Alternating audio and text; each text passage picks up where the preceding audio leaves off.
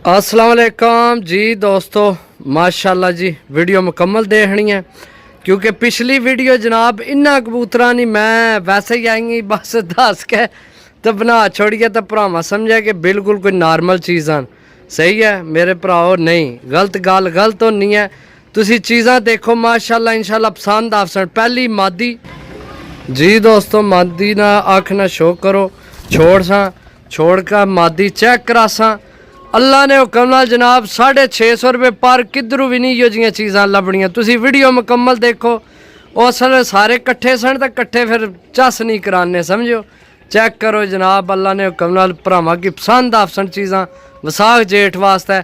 मादियां पट्ठियां ज़्यादा न, नर घट न। ते जी दोस्तों दूसरी मादी ने शौक करो, सही है आँख ना शौक करो जनाब, मादी ना शौक करो, सही है इंशाल्लाह। मूर्तां न पाई मूर्तां वो सिर्फ ज़्यादा कट्ठे सड़ना तो फिर ज़्यादा तो नज़र नहीं खलोनी समझो। हूँ तुहानू एक करके चेक करासा भरावां की पसंद आफसन। जी दोस्तों फिर मादी जनाब माशाल्लाह, चीज़ चेक करो, कलर चेक करो, सही है जी दोस्तों। अख ना शौक करो, वाज़े क्लियर पता नहीं हूँ आ रही है या नहीं। बाकी चीज़ां सन जनाब 650 भी सवाल ही नहीं पैदा होना इो जी चीज़ां लभण। हकीकत गल है नहीं कि मैं चीज़ बेचनी है। पंजे देखो, नाहन चेक करो इन्होंने जी दोस्तों। फिर पट्ठी अखा वैसे दसने नहीं ज़रूरत ही कोई नहीं क्योंकि वीडियो हो जासी लंबी। चीज़ां वैसे ही देखने जाओ, अल्लाह ने हुक्म नाल तुहानू पसंद आफसन, सही है। ए चेक करो जनाब 4 पीस हो गए जी भाई, चेक करो जी दोस्तों ते भरावो ते मित्रो।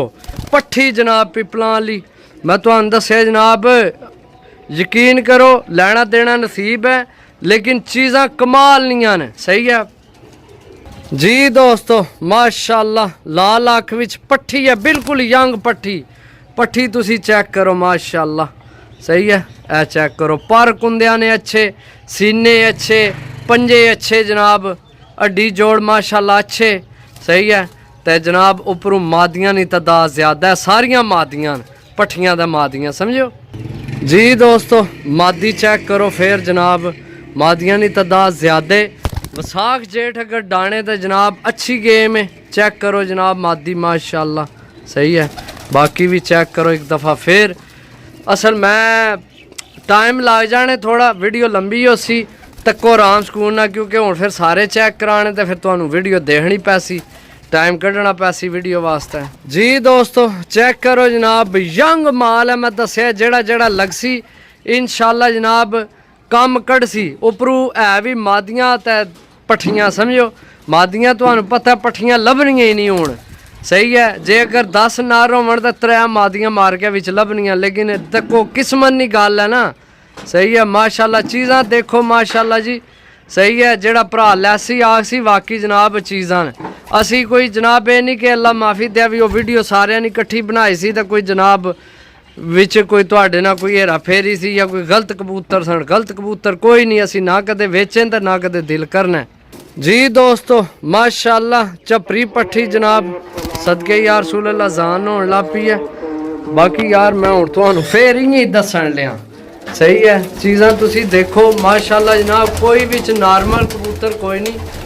टोटल जनाब 3 ने पैसे ने 650 ने हिसाब तक, ठीक है। अजान होने लग पई है, नाले मैं लाए ने मिस्त्री दसने तो हूँ तुहानू सारे ही सन एक करके, लेकिन फिर जनाब ए चेक करो। ए हूँ माड़ी चीज़ है, सही है। ए मादी माड़ी है, सही है।